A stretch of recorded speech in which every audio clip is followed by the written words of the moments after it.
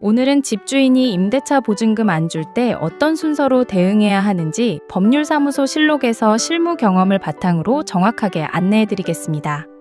임대차 보증금 반환 의무는 계약이 종료되고 임차인이 주택을 명도한 다음 날부터 발생합니다. 많은 분들이 오해하시는 부분이 바로 이 시점인데요.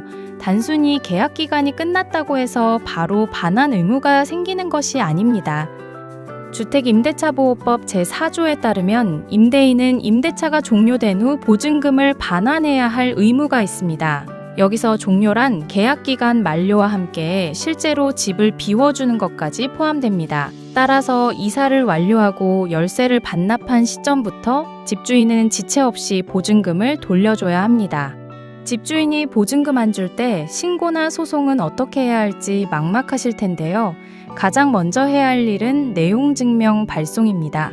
내용증명은 단순한 문자나 전화와 달리 법적으로 증거 능력을 갖춘 공식 문서입니다. 내용증명은 우체국을 통해 발송하며 발송 사실과 내용이 모두 기록으로 남습니다. 이후 법적 분쟁으로 이어질 경우 중요한 증거 자료가 되므로 반드시 거쳐야 할 단계입니다. 내용증명을 보냈는데도 집주인이 임대차 보증금을 반환하지 않는다면 반드시 임차권 등기 명령을 신청해야 합니다. 이는 많은 분들이 놓치는 중요한 절차입니다. 임차권 등기 명령이란 임대차가 끝났지만 보증금을 돌려받지 못한 경우 법원에 신청하여 그 주택의 임차권을 등기하는 제도입니다. 주택임대차보호법 제3조의 3에 근거한 이 제도의 가장 큰 장점은 바로 대항력과 우선 변제권을 그대로 유지할 수 있다는 점입니다. 일반적으로 전세 계약이 끝나고 이사를 가면 대항력이 상실됩니다.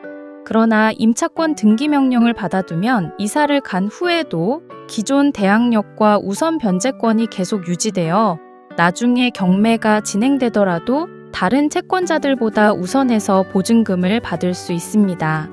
신청 방법은 비교적 간단합니다.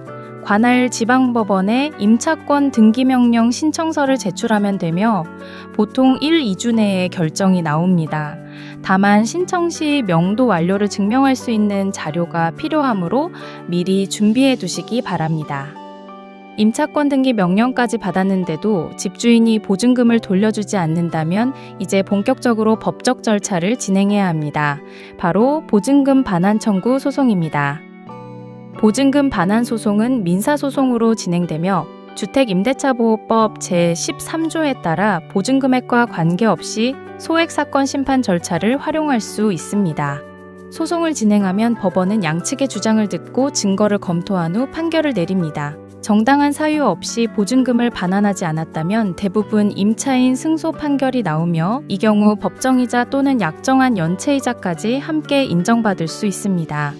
승소 판결을 받았다고 해서 자동으로 돈이 들어오는 것은 아닙니다. 판결문을 받은 후에도 집주인이 임대차 보증금을 지급하지 않는다면 강제집행 절차를 밟아야 합니다. 강제집행은 크게 두 가지 방법이 있습니다.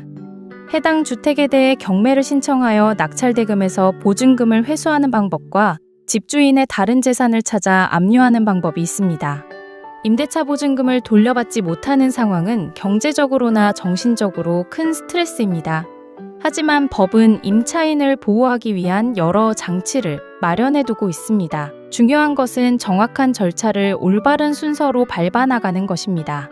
법률사무소 실록은 송파구 문정동에 위치하여 서울 동부지방법원과 가까워 신속한 법률 대응이 가능합니다.